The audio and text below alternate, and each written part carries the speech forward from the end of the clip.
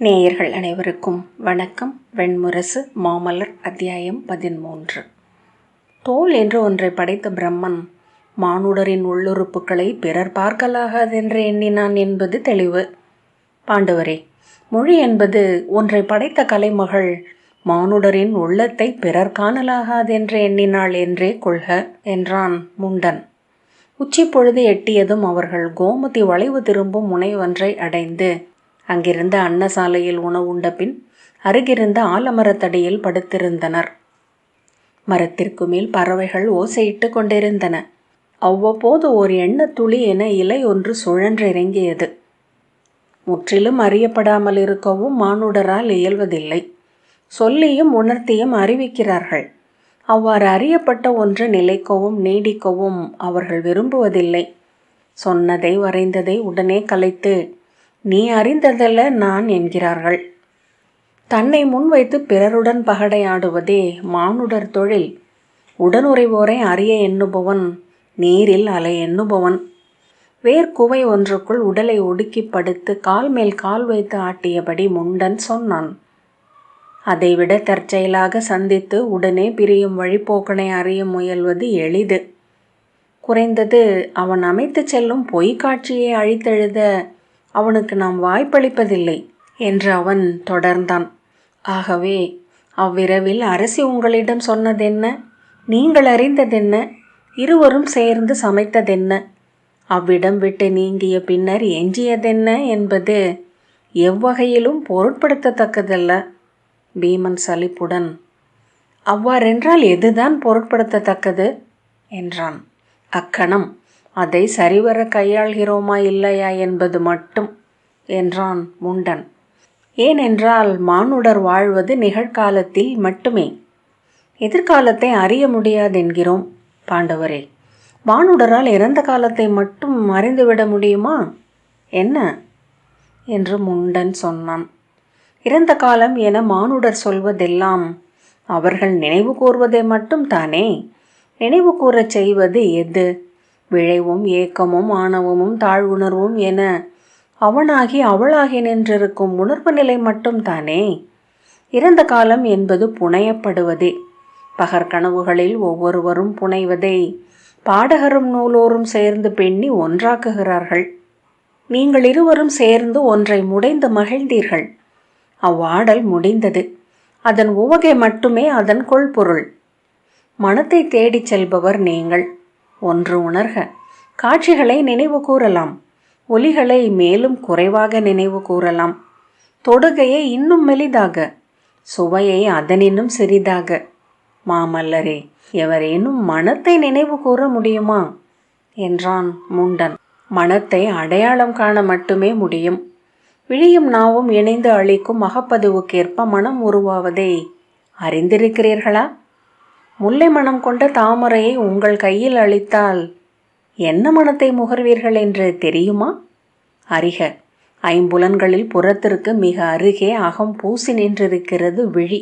அகத்திற்கு மிக அருகே புறம் நோக்கி திகைத்து அமைந்துள்ளது மூக்கு. மனம் என்பது மனம் என்னும் தன்னுணர்வு எழுந்து பருப்பொருளை தொடுவதன்றி வேறல்ல என அவன் தொடர்ந்தான். நீங்கள் தேடிச் செல்லும் மலர் மீது உங்கள் அகம் அந்த மனத்தை பூசி அதைத்தான் அறிந்து கொள்ள வேண்டும். ஆடிக்குள் புகுவதற்கு உகந்த வழி விலகுவதே. அகம் புக உகந்த வழி அணுகுவதே. பீமன் நீள் மூச்சுடன், ஆம், ஆனால் நான் தேடி சென்றாக வேண்டும். அதை அறிகையில் நான் என்னை உணர்வேன் என்றான்.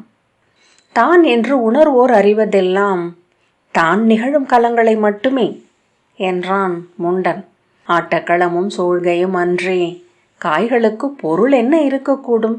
இரண்டாம் அவரே, ஐவரையும் அறியாமல் ஐவருக்கு நடுவே அமைந்தவளை அறியலாகுமா? அவளை அறியாமல் அவள் நோக்கி உளம் மலர்ந்த உங்களை அறியக்கூடுமா? முண்டன் எழுந்தமர்ந்து சுற்றிலும் நோக்கி ஒரு சிறு கல்லை எடுத்து வைத்தான். இது பெண் என்ற பின் அதை சூழ்ந்து இரு சிறு கற்களை வைத்தான். இது தந்தை, அரசு சூழ்பவன், நூலாய்பவன், முதியவன். இது உடன் பிறந்தான், பெருவீரன், களித்தோழன், இணையுள்ளம் கொண்டவன். அவன் அந்த இரு கற்களையும் எடுத்து கையில் இட்டு குலுக்கினான். 2 5 ஆகுக. ஆம், அவ்வாறே ஆகுக. அவன் கைகளை விரித்தபோது அங்கே 5 கற்கள் இருந்தன. ஆ, 5 என்றான். பீமன் கைகளை கட்டியபடி சிறிய கண்கள் கூர்கொள்ள நோக்கி அமர்ந்திருந்தான். முண்டன் முதல் கல்லை வைத்து, இது தந்தை என்னும் கல்லில் உடைந்த பெருந்துண்டா என்றான். பெரிதொன்றை வைத்து, இது உடன் பிறந்தானிலிருந்து எழுந்த பெருந்துண்டு போலும். 2 சிறு சில்லுகள் இவை. முதற் சில்லில் உடைந்தது இறுதி கல், 2வதில் உடைந்தது முந்தைய சிறு கல் என்றான். ஒரு பெரிய கல்லை எடுத்து காட்டி, அவ்வாறென்றால் இது எங்கிருந்து வந்தது? மூடிய கைக்குள் எங்கிருந்து முளைத்தது இது என்றான். அவன் கைகளை புரட்டியும் திருப்பியும் காட்டினான். காற்றில் திரண்டு கைக்குள் எழுந்துள்ளது. சூழ்ந்துள்ள காற்றில் அருவமாக இருப்பது போலும், விழைவு முதிர்கையில் திரண்டு உருக்கொள்கிறது போலும். எத்தனை பெரிது! ஆம் ஆம், பெரிதாக மட்டுமே இருக்க முடியும். கரந்திருப்பவை அறியாது வளரும் வல்லமை கொண்டவை அல்லவா? அவன் முதற்கல்லை சுட்டு விரலால் முன்னோக்கி நகர்த்தினான். அறிவுளோனை பெண் விழைகிறாள். அவனுடன் இருத்தலால் தானும் அறிவுடையளாவதை அறிகிறாள். விழித்திருக்கையில், மேலே சூரியன் கதிர் விரிக்கையில், எளிய விழிகளால் சூழப்பட்டிருக்கையில் அதையே அணியென சூடிக்கொள்கிறாள். ஆனால் அவள் கொண்ட படைக்கலங்கள் எவையும் பயன் தரா களம் அது. கூர்கொண்டவை அனைத்தும் குருதி சூட விழைகின்றன. வலிமை கொண்டவை வெற்றியை வேண்டி தவிக்கின்றன. தனிமையில் சலிக்கிறாள். எங்கு தொடங்குகிறது சலிப்பு? எங்கு எழுகிறது விருப்பு? சலிப்பென்பதே அடித்தளம். எழுச்சிகளெல்லாம் விழுந்து அமைந்தாக வேண்டும் அதில். இயல்பாக அந்த கல்லை பின்னுக்கு நகர்த்தியபடி, சலிப்பே தெய்வங்கள் விரும்பும் உணர்வு. பாண்டவரே, நோக்குக, தேவர்களும் தெய்வங்களும் சலிப்பில் உறைந்து அமைந்திருக்கின்றனர். முடிவிலியைப் போல் சலிப்பூட்டுவது பிரிதேது என்றான் முண்டன். அதை வெல்லவே ஆடல் இதோ என அவன் அந்த 3ஆம் கல்லை முன் நகர்த்தினான். ஆடல் இனிது, இடர்மிக்க ஆடல் மேலும் இனிது. பேரிடரோ பேரின்பமே ஆகும். கூருடன் ஆடல், நஞ்சுடன் ஆடல், எரியுடன் ஆடல். பெண்வளனை பெண் விழைகிறாள். அவனை முற்றிலும் வெல்ல கனவு காண்கிறாள். முயன்று முயன்று தோற்கிறாள். வெல்லப்பட்ட பெண்வளன் வெறும் சருகு. வெல்லப்படாதவனே புற்றுரை நாகம். அக்கல்லை முன்னும் பின்னும் நகர்த்தி விரல்கள் ஆட சொற்கள் அவனை அறியாமல் எழுந்து இலை நாவுகளிலிருந்து ஒலித்து அப்பகுதியைச் சூழ்வது போல் இருந்தன. வென்றாடல், கொன்றாடல், நின்று தருக்கல், ஐயுற்றுச் சரிதல். எத்தனை தருணங்கள்! தருணங்களை மானுடர் விரும்புகிறார்கள். வெற்றிருப்பு என அல்லாதிருக்கும் கணங்கள் அல்லவா அவை. 3ஆம் கல்லை பின்னிழுத்து 4ஆம் கல்லை முன் செலுத்தினான். மின்னை வெல்லாத போது வெல்கிறார்கள் ஒரு செம்மணியை. உறைந்த ஒளி, கைக்குள் அடங்கும் எரி, பொன்னில் பதிந்து அணியன்றாகி அழகு கூட்டி அமையும் சிறுகல். ஆனால் அவள் அறிவாள் அது மின் அல்ல என. மின்னி செல்லும் தொலைவு அருமணிக்குள் சுழன்று துளியாகிருக்கிறதென்றாலும் மின்னறியும் வெளியின் முடிவிலே வேறென்று. 5ஆம் கல்லை நீக்கி அருகே கொண்டு சென்று அவன் சொன்னான், நிகரிகள் எளியவை. அவை நாம் விரும்பும்படி நடிப்பவை. நமக்குரியவை என்பதனாலேயே அன்புக்குரியவை. அறிக, வெல்லப்படாத காட்டு விலங்கை வேட்டையாடுகிறார்கள். காலடியில் அமைந்து வீட்டு விலங்கை வருடி மகிழ்கிறார்கள். 2 சிறு கற்களையும் இரு பக்கமும் நிறுத்தியபடி அவன் நிமிர்ந்து புன்னகை செய்தான். இணையர், அரியணையின் காலென அமைந்த சிம்மங்கள், செம்மணி விழிகள், வெண்கல் பற்கள், குருதி யுகிர்கள், அவையும் செம்மங்களே.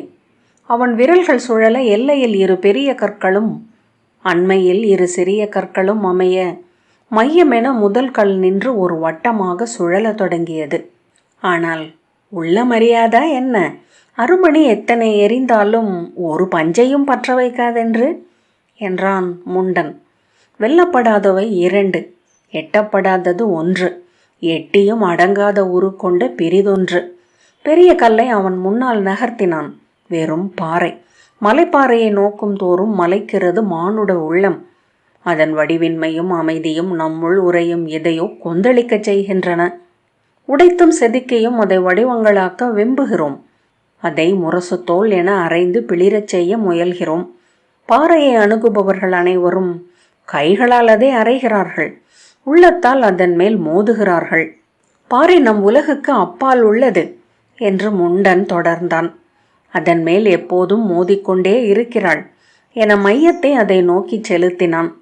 மையக்கல் பெரிய பாறைக்கல்லை சுற்றி வரத் தொடங்கியது. உள்நுழைய முடியாத மண்டபமா கரும்பாறை. மழையோ வெயிலோ மணலோ சருகோ அதன் மேல் நிலைப்பதில்லை. எதையும் சூடாது எதுவுமென ஆகாது இங்கு நின்றிருக்கும் பெரும் பொருளின்மை அது. அவன் அதை மேலும் சுழற்றி கொண்டே இருந்தான். ஆற்றல் என உணரப்படுபவை பல. அறிவும் திறனும் விரிவும் கூறும், இளமையும் எழிலும் விரைவும் துள்ளலும், அவை அனைத்தும் பெரிதொரு அழகால் மதிப்பிடப்படுபவை மட்டுமே. மாமல்லரே, வெறும் ஆற்றல் என்பது உடலே. சொல் மாயங்களால் உள மயக்குகளால் கடக்கப்பட ஒண்ணாதது. ஐம்புலன்களும் அறிவதனால் அறிவாலோ உணர்வாலோ கனவாலோ மாற்றொன்று கருத முடியாதது. ஆற்றலை எதிர்கொள்ளும் பெண் அஞ்சுகிறாள். ஏனென்றால் ஒருபோதும் தன் உடலோ அறிவோ உள்ளமோ உரையாட முடியாத ஊமை அது என எண்ணுகிறாள். ஆகவே தவிர்க்க முயல்கிறாள். தவிர்த்தால் மறைவதல்ல அது என்று உள்ள ஆழம் அறிகிறது. எனவே எப்போதும் ஓர வழியால் நோக்கி கொண்டும் இருக்கிறாள். அதை விட்டு விலகியே அத்தனை திசைகளுக்கும் செல்கிறாள். அனைத்திலும் முட்டி முட்டி அங்குதான் திரும்பி வருகிறாள். பருப்பொருளில் எழும் ஆற்றலே பிரிதில்லாதது என்று இறுதியில் உணர்கிறாள். அதன் முன் அடிபணிவதனூடாக வெல்ல முடியுமா என முயல்கிறாள் என்றான் முண்டன். அந்த பாறையை அசையாது நிறுத்திவிட்டு தன் கைகளை எடுத்தான். மையக்கல் சுழலத் தொடங்கியது. உங்கள் கையை அந்த பாறைக்கல் மேல் வையுங்கள் பெருந்தோழரே என மிக தாழ்ந்த குரலில் சொன்னான். பீமன் தயங்க, வையுங்கள் என்றான். வையுங்கள் என்று அவன் காதுக்குள் மட்டும் ஒலித்தான். பீமன் அதை மெல்ல தொட்டான். மையக்கல் சுவரில் முட்டி கீழே விழுந்த வண்டென ரீங்கரித்தபடி சுழன்று கொண்டே இருந்தது. நீங்கள் விழைவதை கேளுங்கள் என்றான் முண்டன். பீமன் உடல் நடுங்கிக் கொண்டிருந்தது. கேளுங்கள் என்றான். வாயால் அல்ல, உள்ளத்தால், எண்ணத்தால். பீமன் கண்களை மூடினான். அவன் கை அதிர்ந்தது. உடல் காய்ச்சல் என நடுங்கியது. அவன் பிரிதொருவனாக ஆனது போல் உடலின் நிமிர்வும் வளைவும் மாறின. அவன் மெல்ல முனகினான். இமைகள் தட்டாரப்பூச்சியின் இறகுகள் போல அதிர்ந்தன. பின் அவன் விழித்தபோது அவன் முன் கற்கள் இருக்கவில்லை. கைகளை மார்பில் கட்டியபடி முண்டன் நோக்கி அமர்ந்திருந்தான். என்ன நடந்தது என்றான் பீமன். நாம் செல்ல வேண்டிய திசை தெளிவாகியுள்ளது, கிளம்புவோம் என்றபடி முண்டன் தன் மூட்டையையும் கோலையும் எடுத்துக்கொண்டான். 3 நாட்கள் மானுடச் சுவடே இல்லாத அடற்காட்டில் பன்றித்தடம் வழியாக நடந்து அவர்கள் சிறு சுனையை சுற்றிய சோலையை வந்தடைந்தனர். தொலைவில் புதர்வெளிக்கு நடுவே அடர்ந்த மரங்களின் பசுங்குவை ஒன்று தெரிவதைக் கண்டு பீமன் நின்று நோக்கினான். அங்கு ஒரு சிறு சுனை உள்ளது. பிரீதம் என அது அழைக்கப்படுகிறது. அதை சூழ்ந்துள்ள இச்சுனைக்கு சம்மோகனம் என்று பெயர் என்று முண்டன் சொன்னான். நீங்கள் கனவில் கண்ட சோலை இதுதானா என்று பாருங்கள் பாண்டவரே. திகைப்புடன், இவ்வளவு அருகிலா என்றான் பீமன். அரியவை அருகில் இருக்காதே என்பது ஒரு நம்பிக்கை. நாம் வாழ்வது எளிமையில் என்ற எண்ணத்திலிருந்து எழுவது அது என்றான் முண்டன். வருக என முன்னால் சென்றான். புதர்கள் நடுவே பாதை போல விலங்குகள் சென்ற வகிடு இருந்தது. அணுகும் தோறும் பீமன் பரபரப்படைந்தான். இங்குதான், இதுதான் என்றான். நோக்குக என்றான் முண்டன். மேலும் அணுகிய போது சோலைக்குள் உயரம் குறைவான ஒரு கற்கோயில் இருப்பது தெரிந்தது. இதே சிற்றாலயம்தான். உள்ளே கரிய தேவி சிலை ஒன்று, முகப்பில் எண்ணெய் கசடு படிந்த கல் விளக்கு என்று பீமன் சொன்னான். பதற்றமான காலடிகளுடன் நடந்து முண்டனுக்கு முன்னதாகவே பீமன் சோலையை சென்றடைந்தான். இலையடையால் வளைந்த கிளைகள் கொண்ட உயரமற்ற சோலை மரங்கள், கிளைகள் பின்னிச் செறிந்த சோலைக்குள் பரவி இருந்த சருகு மெத்தை மேல் சிற்றுயிர்கள் சலசலத்தோடின. உதிர்ந்த மலர்கள் பல வண்ண கம்பளம் போல பரவியிருக்க அவற்றின் மட்கும் மனம் கிளைகளில் குலைகளாகவும் கொத்துக்களாகவும் அடர்ந்திருந்த மலர்களின் மனத்துடன் கலந்து மூக்கை நிறைத்தது. நெஞ்சில் நிறைந்த சொற்களிலும் அந்த மனம் பரவிவிட்டதென்று தோன்றியது. இதே இடம்தான் என்றான் பீமன். மரங்கள் சுற்றி வளைத்திருந்த நீள்வட்ட சிறு சுனை, நீர் நிறைந்து குளிர்ந்த சிற்றலைகள் கரை தொட்டு நெளிய குழந்தையின் விழி போல தெளிந்து கிடந்தது. அதன் கரையோரச் சேற்றில் மான்களும் செந்நாய்களும் எருதுகளும் புலியும் சென்ற காலடி தடங்கள் பதிந்திருந்தன. மென்னானல் காற்றில் சாமரம் சிலிர்த்துச் சூழ்ந்த கரைகளில் வகிடென வழிந்த ஊற்று நீரோடைகள் மெல்லிய வழி ஓசையுடன் நீரொலி நலுங்காது இணைந்து கொண்டிருந்தன. எங்கு எதை நோக்குவதென்றறியாமல் அவன் கண்கள் பதைத்து சுற்றி வந்தன. நெடுங்காலம் முன்பு விட்டு சென்றவற்றை தொட்டு தொட்டு அறிந்து இதுவே என துள்ளுவது போல பரபரப்பு கொண்டது உள்ளம். பின் அவன் விரைந்து அச்சிற்றாலயத்தின் முகப்புக்கு சென்று குனிந்து நோக்கினான். உள்ளே இடக்கையில் மலரும் வலக்கையில் மின்படையும் கொண்டு அமர்ந்திருந்த தேவியின் கரிய முகத்தில் வாயிலினூடாக வந்த ஒளி மெல்லிய ஒளிர் நீர்மை என வழிந்திருந்தது. அவளுக்கு அணிவிக்கப்பட்ட மலர் மாலை சருகாகி நார் தெரிய முலைமேல் கிடந்தது. காலடியில் பூசணை பொருட்கள் வைக்கப்பட்ட தொன்னைகளும் தாளங்களும் உலர்ந்து காற்றில் சிதறி இருந்தன. இவளேதான், நான் அன்று கண்டது இவளையே என்று பீமன் திரும்பி காற்று இலை உலைக்கும் ஒலியில் முண்டனிடம் சொன்னான். முண்டன் புன்னகையுடன் கைகளை கட்டியபடி அங்கேயே நின்றான். பீமன் திரும்பி மரங்களை நோக்கினான். அதே மரங்கள், அதே மலர் கொத்துக்கள், ஐயமே இல்லை. தென்மேற்கு மூலையில் உள்ளது அந்த மலர் மரம். அவன் ஆலயத்தை சுற்றி கொண்டு அங்கே சென்றான்.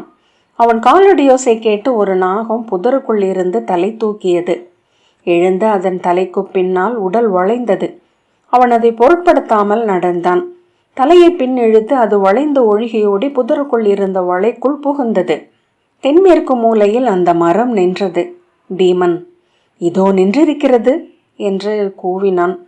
அல்லி போல வெண்ணிற இதழ்கள் கொண்ட மலர்கள் கிளைதோறும் விரிந்து கிளை தோய்ந்து நின்றிருந்தது அந்த மரம். இதுதான், இதே மனம்தான் என்றான் பீமன். நோக்குக, இதன் கீழே ஒரு மலர் கூட உதிர்ந்திருக்கவில்லை. முண்டன் வந்து அப்பால் நின்று இதுவென்றால் நன்று என்றான். பீமன் பாய்ந்து அதில் தாழ்ந்திருந்த ஒரு கிளையை பற்றி இழுத்து ஒரு மலரை பறித்தான். அதன் சிவந்த நெட்டு முனையிலிருந்து நாய்முலை காம்பு போல பால் ஊறியது. பீமன் அதை மெல்ல வருடி, அழுத்தமான இதழ்கள் கொண்டது, ஆகவேதான் வாடாமல் இருக்கிறது. புள்ளி செறிந்து பூம்பொடி நிறைந்துள்ளது. நெடுந்தொலைவு செல்லும் மனம் அவ்வாறு வருவதே என்றான். அதை முகர்ந்து விழி சொக்கி முகம் மலர்ந்து மீண்டு அரிய மனம், ஒவ்வொரு கணமும் ஒரு மலர் என மாயம் காட்டும் ஆடல் என்றான். பாரிஜாதம் அல்லது செண்பகம். மீண்டும் முகர்ந்தபடி முண்டனிடம் வந்து, இந்த மலர்தான், அன்னை காலடியில் வைத்து வணங்கி எடுத்து செல்வோம் என்றான். அவனுடைய பரபரப்பை முண்டன் பகிர்ந்து கொள்ளவில்லை. அவ்வாறே செய்க என்றான். எளிதில் அமையாது என்றே எண்ணினேன் என்றான் பீமன். ஏதோ காவிய மலர் என்று உளம் சொன்னது. இப்படி எளிதில் கையகப்படும் என எண்ணவே இல்லை. அவன் அதை கொண்டு சென்று ஆலயத்தின் படியில் வைத்தான். கைகூப்பி வணங்கியபடி கண் மூடியவன் திடுக்கிட்டு விழி திறந்தான். திரும்பி முண்டனை நோக்கிய பின் கோயிலுக்குள் உற்று நோக்கி நின்றான். என்ன என்றான் முண்டன்.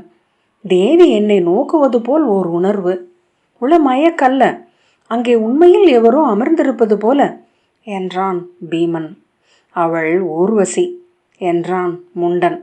இது உங்கள் குல மூதாதை புரூரவஸ் அவளுக்காக கட்டிய சிற்றாலயம். அவன் திகைப்புடன் நோக்கி, இதுவா என்றான். ஊர்வசிக்கு ஆலயமா? நான் கேள்விப்பட்டதே இல்லை. இங்கு மட்டுமே உள்ளது. ஹஸ்தியின் காலம் வரை கூட இங்கு ஆண்டுக்கொரு முறை குருகுலத்தோர் வந்து வணங்கி செல்லும் முறை இருந்தது. பின்னர் முற்றிலும் மறந்துவிட்டனர். அருகிருக்கும் சிற்றூரிலிருந்து முதல் மகவு பெண்ணாக பிறந்தால் தந்தையும் துணையரும் மட்டும் வந்து வழிபட்டு செல்வதுண்டு என்றான் முண்டன். பீமன் குழப்பத்துடன் குனிந்து அந்த மலரை எடுத்தான். சிறு ஐயம் ஏற்பட நெற்றி சுருக்கியபடி அதை முகர்ந்தான். திகைப்புடன் திரும்பி முண்டனை நோக்கிவிட்டு மீண்டும் முகர்ந்தான். இல்லை, இது அந்த மலர் அல்ல என்றான். இந்த மனம் வேறு. இது வெறும் பாரிஜாதம். அந்த பித்தழச் செய்யும் கூர்மை இதில் இல்லை. மீண்டும் முகர்ந்து, ஆனால் என்றான். இது அதே மரம்தான் என்றான் முண்டன்.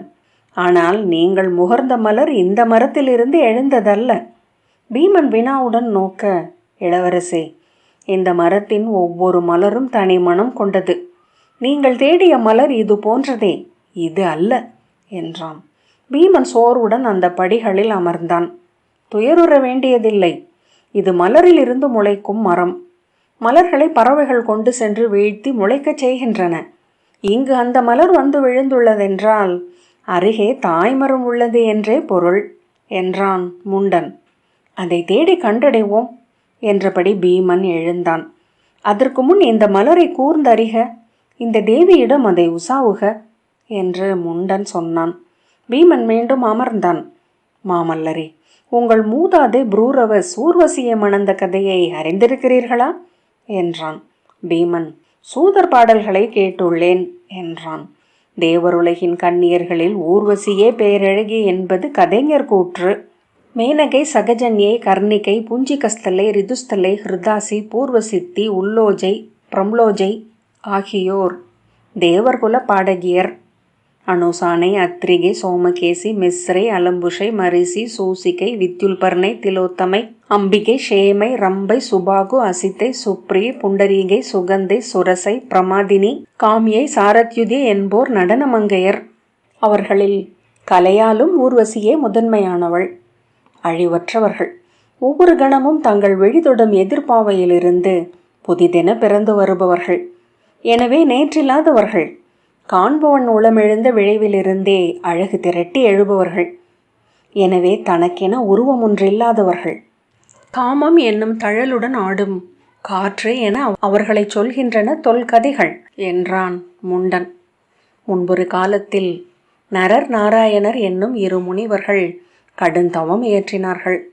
வழுக்குப்பாறையில் இருவர் மாறி மாறி கையுதவி மேலேறி செல்வது போல் அமைந்திருந்தது அவர்களின் தவம். 3 உள்ளிருள்களையும் நரருக்கு அளித்துவிட்டு தன் தவ வல்லமையால் மேலேறி செல்லும் நாராயணர் அங்கு நின்றபடி நரர் கொண்ட இருள்களை தான் பெற்றுக்கொள்வார். அவருடைய தவத்தில் அவை சிறுத்து சிறு மறுவென்றாகிவிட்டிருக்கும். மேலும் ஏறி சென்ற நரர் நாராயணரை தன்னுடன் அழைத்து கொள்வார். அவர்களின் தவம் முழுமை கொள்வதை தடுக்கும் பொருட்டு விளைவின் இறைவனாகிய இந்திரன் தன் தேவர்களை அனுப்பி உலகின்பங்களை அளிப்பதாக மயக்க காட்டினான். அவர்கள் இளகாமை கண்டு தேவர்குல பாடகிகளையும் நடனமங்கையரையும் அனுப்பினான். தங்கள் இசையாலும் அசைவாலும் அவர்கள் அவ்விரு முனிவர்களையும் சூழ்ந்து ஒரு கலியுலகை சமைத்தனர் என்று முண்டன் சொன்னான். இசை அசைவுக்கு அழகு கூட்டியது, அழகு இசைக்கு பொருள் சேர்த்தது. இவ்வுலகு இன்ப பெருக்கு. மண்ணின் இனிமை கனியென்றும் தேனென்றும் மரத்தில் ஊறுவது போல அவ்வின்பங்களை மட்டும் தொட்டு சேர்த்து ஒற்றை நிகழ்வென்றாக்குவது கலை. கூர்கொண்ட உலகின்பமே கலை. அழகின் அழைப்பால் நரர் விழித்திருந்தார். முதற்கணம் தன் முழு விசையால் சூழ்ந்த இன்ப பெருக்கை விளக்க முயன்றார். அதை அஞ்சியமையால் விளக்கம் கொண்டார். விளக்கத்தை அருவருப்பென ஆக்கி கொண்டார். ஆனால் உயர்கலைக்கு அருவருப்பு அணியென்றே ஆகுமென அவர் அறிந்திருக்கவில்லை. அது மானுட புலன்களை சீண்டி சிலிர்க்க வைக்கிறது. எழுந்து கூர்ந்த புலன் நுனிகளில் கலை அமுதெனப்படுகிறது. விழி கசிந்து மெய் சிலிர்த்து தன்னை இழந்த நரர் இதுவே, இது ஒன்றே, இனி ஏதுமில்லை என உளமுருகினார். தன்னை உதறி உதறி அதில் ஆழ்ந்து சென்றார். அவர் விட்ட நீள் மூச்சால் நாராயணர் விழி திறந்தார். தன் தவ வல்லமையில் பாதி அழிந்து விட்டதை உடனே உணர்ந்தார். அக்கணம் மீளவில்லையில் பிரிதொரு வாய்ப்பில்லை என்று கண்டார். நரர் சென்ற வழியின் இடரை அறிந்ததுமே பிரிதொரு நெறி தெளிந்தது அவருள். ஒரு விழிச்சுழற்சியால் அங்குள்ள அத்தனை அழகியரையும் நோக்கினார். அவர்களின் பேரழகின் உச்சகணங்களை மட்டும் தொட்டெடுத்தார். அவர் சூடிய இசையின் உண்மைகளை மட்டும் கூட்டிச் சேர்த்தார். எழுக என் மகள் என்று கூவி தன் தொடை மேல் அறைந்தார். அங்கிருந்து எழுந்து வந்தவள் பேரழகு கண்ணியாக இருந்தாள். அவள் உடலில் இசை கூடி அசைவுகள் அனைத்தும் ஆடலென்றே திகழ்ந்தன. விழிமலர்ந்து தன் மகளின் ஆடலை நோக்கி அமர்ந்திருந்த நாராயணரின் உளம் கலைக்க அங்கு வந்த தேவகன்னியரால் இயலவில்லை. தோற்று சலித்து வணங்கி அவர்கள் அமராவதிக்கு மீண்டனர். காமத்தை கடந்த நாராயணர் தன் மறுபாதியை கைப்பற்றி தன் அருகே எடுத்து கொண்டார். அறிவது அறிந்து அமைந்து அவர்கள் விடுதலை கொண்டனர் என்றான் முண்டன். மாமலர் 13வது அத்தியாயம் இத்துடன் நிறைவு பெற்றது. நன்றி.